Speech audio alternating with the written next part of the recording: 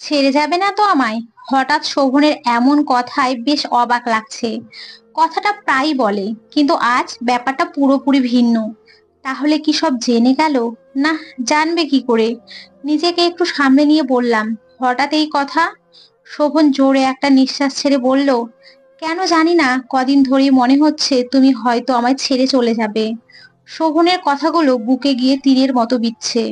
কিছুটা ইতস্তত হয়ে বললাম, পাগল, আমি তোমারই আছি আর সারা জীবন তোমারই থাকবো। এতক্ষণ নদীর ধারে বসেছিলাম দুজনেই।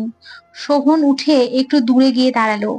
আমিও উঠে ওর পাশে দাঁড়াতেই বলল, কিছুদিন যাবৎ বুকের ভেতরটা চিনচিন ব্যথা অনুভব হয়। কেন জানি না, তোমাকে হারানোর ভয় হয় খুব। ঘুরে আমার সামনে এসে আমার হাত ওর হাতে মুষ্টিবদ্ধ করে বলে, মেঘলা, আমায় ছেড়ে যেও না, বাঁচতে পারবো না তোমায় ছাড়া। মরে যাব আমি। আমি কিছু না বলে জড়িয়ে ধরলাম। ওকে কি বলবো নিজেও জানি না। আজ নিজেকে খুব অসহায় লাগছে। আমিও তো এই মানুষটাকে ছাড়া থাকতে পারবো না, মরেই যাব। কি বলবো জানি না, বললেই ও কিভাবে নেবে কথাটা আমি জানি। ও ঠিক থাকতে পারবে না, তাই এখন কিছু না বলাটাই শ্রেয়। চোখের পানি কোনো বাধা মানতে চাইছে না আজ। কিছুক্ষণ পর মৃদু স্বরে শোভন বলে, বলো না, ছেড়ে যাবে না তো সোনা পাখি? আমি নিজেকে কিছুটা শান্ত করে একটু সরে দাঁড়িয়ে না চাইতেও মুচকি হেসে বলি, আমি যতদিন আছি তোমারই থাকবো। মৃত্যু ছাড়া তোমাকে কখনো ছাড়বো না, কথা দিলাম। শোভন আমার দুই গালে হাত রেখে কপালে কিঞ্চিত উপরে ভালোবাসার পরশ দিয়ে দেয়। শেষ বিকেলের মৃদু হাওয়াটা শরীরটাকে ফুরফুরে করে দিচ্ছে। প্রতি সপ্তাহে একবার করে এই নদীর ধারে আসা হয় দুজনেরই। এখান থেকেই তো আমাদের আকাশ ছোঁয়া ভালোবাসার সূচনা হয়েছিল। আমার ভাবনার ছেদ ঘটিয়ে শোভন বলে, সন্ধ্যা নেমে এলো, চলো এবার আমাদের যাওয়া উচিত। আমি মুচকি হেসে উঠে দাঁড়াই। আজ কেন জানি না মনে হচ্ছে এটাই আমাদের শেষ দেখা। আর হয়তো দেখা হবে না, আর হয়তো বলা হবে না ভালোবাসি। রিক্সা করে দেয়, আমি উঠে বসতেই রিক্সা ছেড়ে দেয়। আমার রিক্সা কিছুটা পথ যেতেই থামাতে বলি। রিক্সা থামানোর পর ঘুরে দেখি এখনো এই দিকেই তাকিয়ে আছে। আর যেতে ভালো লাগছে না, কিন্তু যেতে তো হবেই। তাড়াতাড়ি করে রিক্সা থেকে নেমে ওর সামনে গিয়ে জড়িয়ে ধরে বলি, ভালোবাসি। রাস্তায় কেউ ছিল না। আমার এই ব্যাপারটাই হয়তো শোভন একটু অবাক হয়েছে। তা ওর মুখ দেখেই বোঝা যাচ্ছে। আমাকে একটু সামনে এনে শোভন বলল, কি হয়েছে? আমি মাথা দুলিয়ে না করলাম। ও কিছু বলবে এর আগেই আমি ওখান থেকে চলে আসি। আমার চোখের পানি ওকে আমি দেখাতে চাই না। বেহায়া চোখও যে বাদ মানে না, তাই তাড়াতাড়ি কিছু না শুনেই চলে এলাম। হয়তো এ দেখায় আমাদের শেষ দেখা। এটাই আমাদের শেষ কথা। পারবো না আমি ওকে ছাড়া থাকতে। আজই বাবাকে গিয়ে বলে দিব আমি তার বন্ধুর ছেলেকে বিয়ে করতে পারবো না। পারবো না আমি শোভনকে ছাড়া থাকতে। কিন্তু বাবা যদি আমার কথা না শোনে? না শুনলে আমি পালিয়ে আসবো। আমি যে কথা দিয়েছি, যতদিন বেঁচে আছি তার হয়েই থাকবো। বাড়িতে আসতেই বাবা ঝাঁঝালো গলায় আমাকে প্রশ্ন ছুড়ে মারলেন, কোথায় গিয়েছিলে? আমি কিছু বলবো এর আগেই আমার মা, না আমি না মানলেও উনি আমাকে সৎ মেয়েই মনে করেন। উনি আমার কাছে এসে জোরে বাবাকে বলল, এ মেয়েকে তাড়াতাড়ি বিদেয় করো, নয়তো তোমার সম্মানে কালি লাগাতে বেশি দিন লাগবে না। আমি আর কিচ্ছু বললাম না, কিছু বলার ইচ্ছেটাই যে আর নেই। এসব শরীরে সয়ে গেছে। দীর্ঘশ্বাস ফেলে সেই স্থান ত্যাগ করলাম। নিজের ঘরে এসে মুখ হাত ধুয়ে ডায়েরিটা নিয়ে বসতেই বাবা দরজার কড়া নেড়ে বলল, কি ভাবলি তাহলে বিয়েটা নিয়ে? আমি কিছু বলবো এর আগেই বাবা আবারও বলল, আমি বলি তোর সিদ্ধান্ত কিনা জানতে চাইছি। আমি জানি তোর উত্তর না হবে, কিন্তু একটা কথা সাফ সাফ বলে দিচ্ছি, তোকে আমার বন্ধুর ছেলেকেই বিয়ে করতে হবে। সেই ছেলের জবাব হয় না, যেমনি দেখতে সুন্দর, টাকা পয়সাও ঢের ভরপুর। আমি বিছানার কোণে গুটিসুটি মেরে বসে মাথা নিচু করে বলি, বাবা এই বিয়েটা আমি করতে পারবো না। বাবা একটু তেড়ে এসে বলে, বিয়ে তোমাকে করতেই হবে আমার পছন্দ করা ছেলের সাথেই। আর এই কথার কোনো নড়চড় হলে তোমায় আমি নিজে হাতে মেরে ফেলবো। ভালো লাগছে না কিছু। কিছু বলতে আর ইচ্ছে করছে না, তাই কিছুটা অস্পষ্ট স্বরেই বললাম, তাহলে বরং আমায় মেরেই ফেলো। বাবা ধমকি দিয়ে চলে গেল। আজ বড়ই নিজেকে অসহায় লাগছে। এসব নিয়ে আর ভাবতে পারছি না। আমার চিন্তাধারা, আবেগ, ভালোবাসা, হাসি সবটা জুড়েই যে শোভন। অচেনা সে আজ কতই না চেনা, সেই প্রথম দিনের ভাবনায় ডুব দিলাম। পহেলা ফাল্গুন নতুন সমাজ, যাকে ভালোবাসার দিবস বলেই মানি। কিন্তু আমার মনে হয় দুজনের মধ্যে ভালোবাসা থাকলে প্রতিদিনই ভালোবাসা দিবস। ভালোবাসার জন্য আবার বিশেষ কোনো দিন লাগে নাকি? বান্ধবীদের জোড়াজুড়িতে একটা বাসন্তী রঙের শাড়ি পরে বেরিয়েছিলাম নদীর ধারে। এই নদীর ধারে প্রতি বছরই চুড়ি আর ফুলের মেলা বসে। এমনিতে আমি মেলায় যাই না, কিন্তু আমার পাগল বান্ধবীদের জোড়াজুড়িতে আজ যেতে হচ্ছে। বেশ খানিকক্ষণ ধরে ঘুরছি, কিন্তু চুড়ি আর পছন্দ হচ্ছে না। পেছনে ফিরতেই সামনের একটা দোকানে নীল রেশমি চুড়ি। চুড়িগুলো বেশ সুন্দর, গিয়ে হাত বাড়িয়ে নিতে যাব, তখনই একটা ছেলে এসে চুড়িগুলো নিয়ে দেখছে। আমি কোমরে হাত দিয়ে ঝাঁঝালো চাহনি দিয়ে বলি, এটা কি হলো? এটা তো আমি দেখছিলাম। ছেলেটা চুড়ি দেখতে দেখতে ভাবলেশীন ভাবে বলল, চুড়িগুলোতে আগে আমি হাত দিয়েছি, তাই চুড়িগুলো আমার। আমি আবার ঝাঁঝালো কণ্ঠে বলি, চুড়িগুলো আপনার মানে? এটা এখনো কেনেননি আপনি যে আপনার হয়ে যাবে। আর আপনি ছেলে মানুষ, চুড়ি দিয়ে কি করবেন? ছেলেটা আমার দিকে তাকিয়ে বলে, ছেলে দেখে কি হয়েছে? আমার কি বোন নেই নাকি? বোনের জন্য নিয়ে যাব। আমি আর কিছু বললাম না। মন খারাপ করে চলে যেতে নিলেই কেউ একজন পুরুষালী কণ্ঠে বলে ওঠে, কি হয়েছে মেঘলা, মন খারাপ করে কোথায় যাচ্ছ?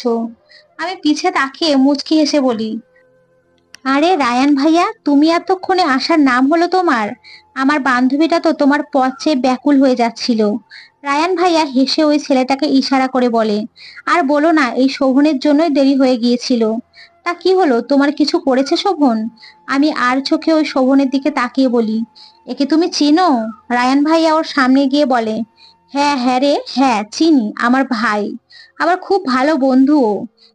কেন, তোমাকে কিছু বলেছে? ও কিন্তু খুব ভালো।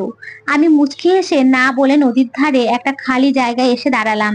সবাই অনেকক্ষণ নদীর ধারে বসে আড্ডা দিলাম।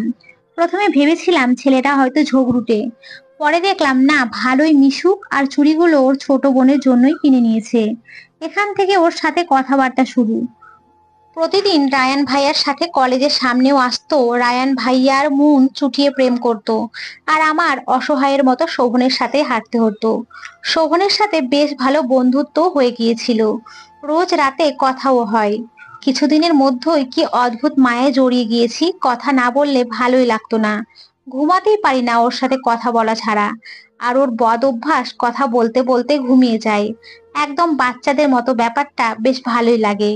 রাতে ঘুমিয়ে যাওয়ার পর সকালে উঠে বেশ কয়েকবার সরি বলে।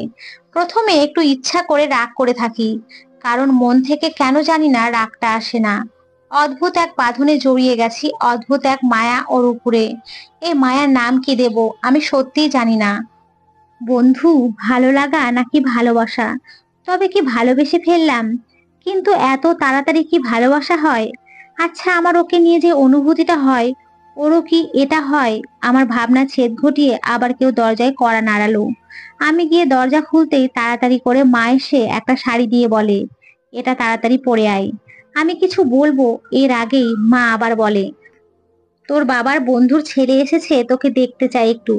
আশা করি তার সামনে কোনো বাড়তি ঢং করবি না। আমি কিছু না বলে শাড়িটা নিয়ে পরে আসি। জানি এখন এদের কিছু বলে লাভ হবে না। বাবা যা করছে করুক, সময় হলে আমি চলে যাব শোভনের কাছে। শাড়িটা পরে বাইরে যাই, ছেলের দিকে একবারও তাকাইনি। আমি আসতেই বাবা মাকে কিছু বলল। যাই বলুক, আমার শুনে কাজ নেই। আজ আর খেতে ইচ্ছে করছে না, ফোনটাও নিয়ে যে কথা বলবো। তাই চুপটি করে ঘুমিয়ে পড়ি। সকালে উঠতেই দেখি বাড়িতে কিছু তোড়জোড় চলছে। বাইরে যেতেই বাবা ডাক দেয়। সামনে যাওয়ার পর বাবা বলল, কাল তোমার বিয়ে। আর এ নিয়ে আমি কোনো কথা শুনতে চাই না। আমার মাথায় যেন আকাশ ভেঙে পড়লো। কি করব এখন? আমি তো ভেবেছি বিয়ে একটু দেরিতে হবে, যার কারণে শোভনকে কিছুই জানানো হয়নি এখনো। আমি কোনো মতো এখান থেকে গিয়ে লুকিয়ে বাইরে বেরিয়ে শোভনকে ফোন করি, কিন্তু তার হলো না, ফোনও বন্ধ। কি করব জানি না, হাতে আজকের দিনটাই। তাও আল্লাহ ভরসা, দুজন ভালোবাসার মানুষকে আল্লাহ কখনো নিরাশ করে না। আজকের দিনটা কেটে গেল, কিন্তু আমি কিছুই করতে পারলাম না। শোভনকে বলার সুযোগও পাইনি। সব সময় কেউ না কেউ সাথে ছিল। রাতে আমার বিয়ে, তাও মনে আমার ভালোবাসার মানুষটাকে নিয়ে এক রাত স্বপ্ন বুনে আছে। আজকেও কিছু বলতে পারলাম না। জানি না কি হবে। সবাই বিয়ের কাজে ব্যস্ত, এটাই সময় পালানোর। মাথায় একটা ওড়না পেঁচিয়ে বেরিয়ে পড়লাম। বেরিয়ে আসার সময় কেউ খেয়াল করেনি। কোনো মতে বাড়ির বাইরে এসে রিকশায় উঠবো, তখনই পিছন থেকে কেউ এসে চুলটা মুঠি করে ধরে এত জোরে টেনে ধরেছে আমার মাথা ঘুরছে। পিছন ফিরে দেখি মা। কিছু বলবো এর আগে গালে কষিয়ে থাপ্পড় মারে, আর চুল ধরে আমার ঘরে নিয়ে এসে দরজা লাগিয়ে বলে, এই ছিল তোর মনে? আমি জানতাম তুই সোজা কথার মেয়ে না। এই বিয়ে তো তোকে করতেই হবে। আমি জোর গলায় বলি, আমি বিয়ে করব না। আমি আর কিছু বলতেই পারলাম না। মা আবার আরেকটা থাপ্পড় বসিয়ে পিছন দিয়ে দৌড় আটকে চলে যায়। আজ আমার চিৎকার করে কাঁদতে ইচ্ছে করছে। আজ যে আমার আর কিছুই করার নেই। আমার ভালোবাসা শেষ হয়ে গেল। ভেতরটা দুমড়ে মুচড়ে শেষ হয়ে যাচ্ছে। খুব কষ্ট হচ্ছে তাকে না পাওয়ার কষ্ট, তাকে কথা দিয়ে কথা না রাখতে পারার কষ্ট। শোভনের কথাগুলো যে কানে বাজছে, ছেড়ে যেও না আমায়। আমি যে কথা দিয়েছি মৃত্যু ছাড়া কখনো আমি ওকে ছাড়বো না। সামনেই আমার সেই প্রিয় ডায়েরিটা, আর তার উপরে রাখা সেই নীল রেশমি চুড়িগুলো। আবার ভাবনার জগতে পাড়ি জমালাম। আজ আমি আর শোভন একাই বেরিয়েছি। আমি আসতে চাইনি, সে জোর করে নিয়ে আসলো। তার নাকি কি মহৎ কথা আছে। সেই নদীর ধারে আমায় নিয়ে এলো। রোদের ঝিকঝিকে আলো পানিতে পড়ে পানিটা সোনালি দেখাচ্ছে। নদীর ধারেই দাঁড়িয়ে আছি, দুজনে কি যেন ভাবছি। কখন থেকে এখন দুজনের মাঝে নীরবতা বিরাজ করছে। নীরবতা ভেঙে শোভন বলে, কিভাবে বলবো জানি না, আর যেভাবেই বলি তুমি কিভাবে নেবে তাও জানি না। আমি তোমাকে কতটা বোঝাতে পারবো, আদৌ তুমি কি তার সঠিকটা বুঝতে পারবে নাকি ভুল বুঝবে তাও জানি না।